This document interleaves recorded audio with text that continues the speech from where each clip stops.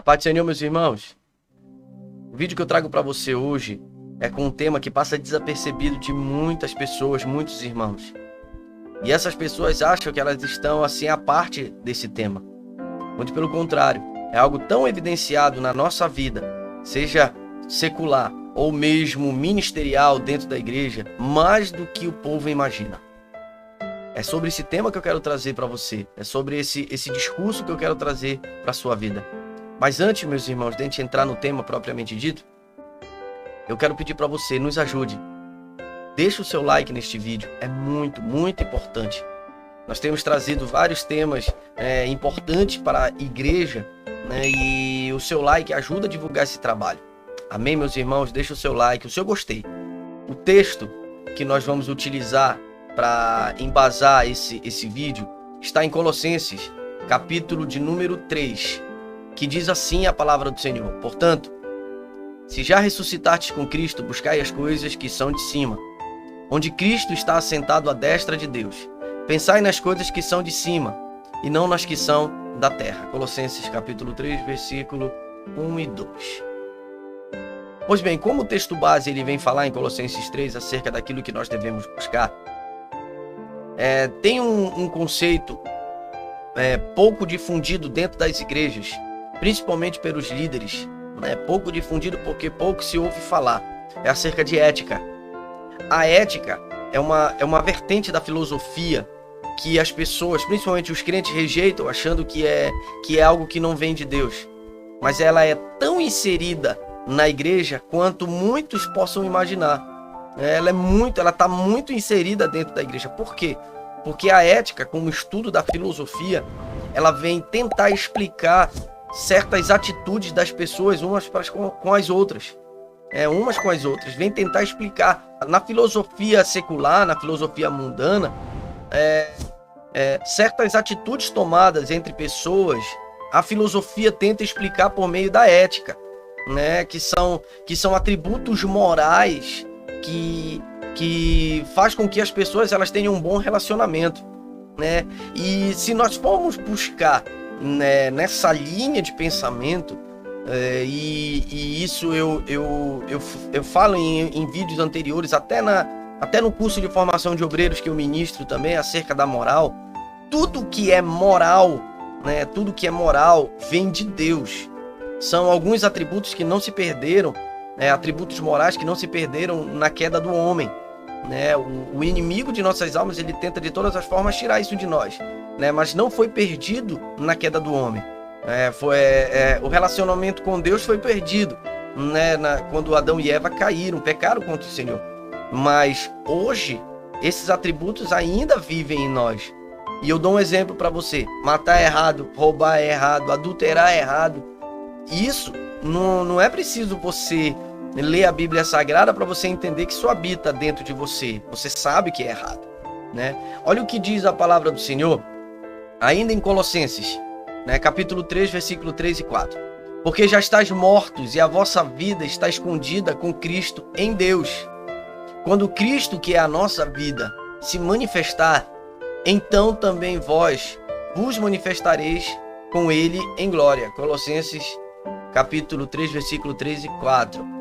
Então, se nós formos observar isso, aquilo que Deus ele quer se manifestar através de nós, utilizando a ética como uma vertente da filosofia e justificando aquilo que é a moral de Deus, nós entendemos verdadeiramente que tudo que é perfeito, é bom, vem do Senhor. E isso você sabe, né? Nós sabemos muito bem disso.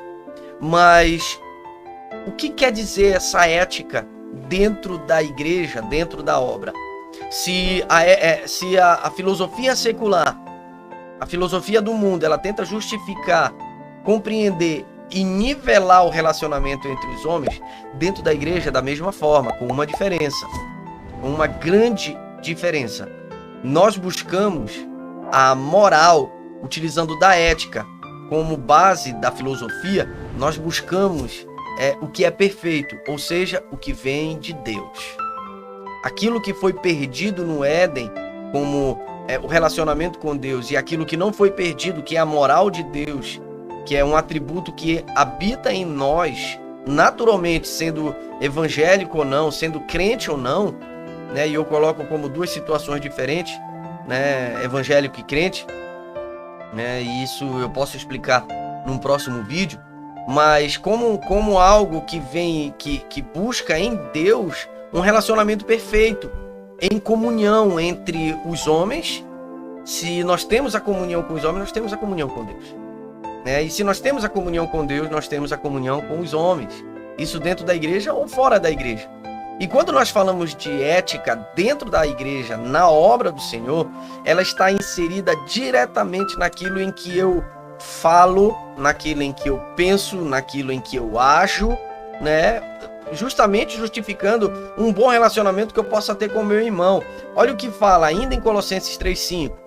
Mortificai, pois, os vossos membros que estão sobre a terra: a fornicação, a impureza, a afeição desordenada, a vil concupiscência e a avareza, que é a idolatria. Tá?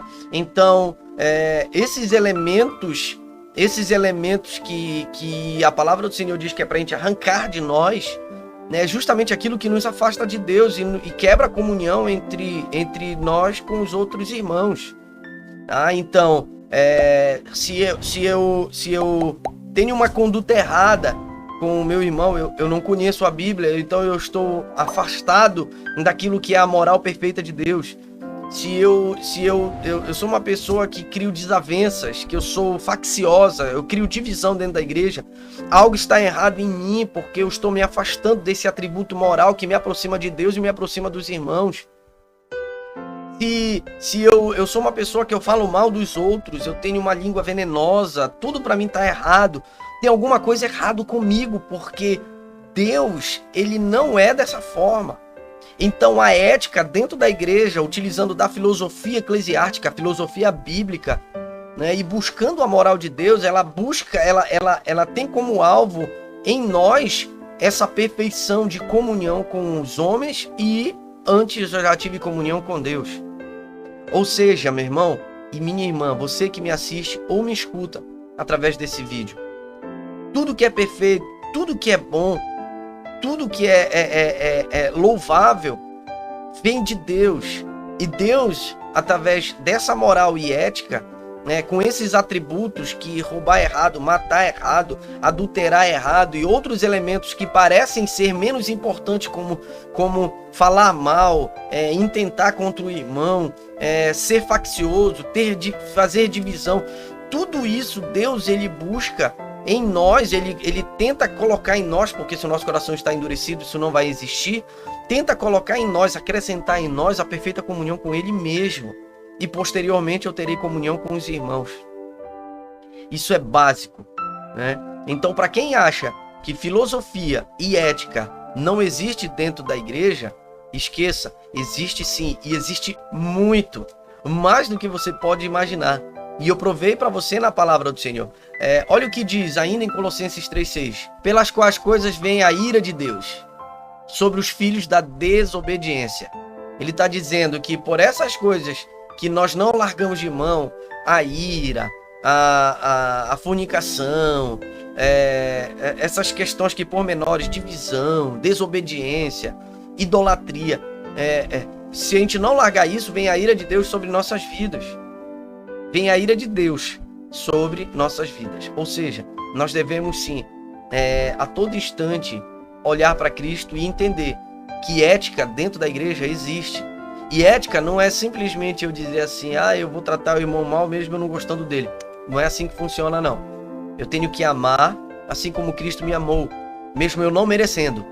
Eu tenho que cuidar, mesmo eu achando que essa pessoa não merece. E tem que ser de coração, tem que ser verdadeiro. Amém, meus irmãos? Eu espero que esse vídeo acrescente coisas boas em você, porque Deus quer lhe abençoar. O Senhor quer lhe abençoar muito, né? E sem comunhão com os irmãos, certamente eu não tenho comunhão com Deus, porque eu não posso dizer que eu amo a Deus e odeio meu irmão. Eu amo a Deus que não vejo e odeio meu irmão que vejo. Não existe. A Bíblia diz: se eu odeio meu irmão, né, se eu não cuido, se eu odeio meu irmão, como é que o amor de Deus habita em mim? Como é que eu posso ter o amor de Deus? Não é verdade? Então é assim que funciona. Ética questões filosóficas dentro da igreja que tenta explicar o relacionamento entre homens, entre os irmãos, a resposta está: ame a Cristo, leia a palavra, obedeça a Deus. E certamente você será uma pessoa abençoada e bem-aventurada. Amém? Fique com esse estudo, essa palavra no seu coração.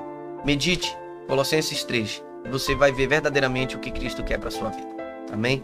Não se esqueça, tá? Se você tiver de você se inscrever nesse canal, que eu sempre estou preparando conteúdos relevantes, importantes para a nossa vida espiritual, a nossa vida dentro da casa do Senhor como obra, tá, meus irmãos? Então é muito importante você estar inscrito, né, e com o sino de notificações ativados, para que você continue recebendo mais vídeos acerca desse tema ou de outros mais relevantes para a sua vida. Que Cristo possa lhe abençoar tremendamente. A paz do Senhor.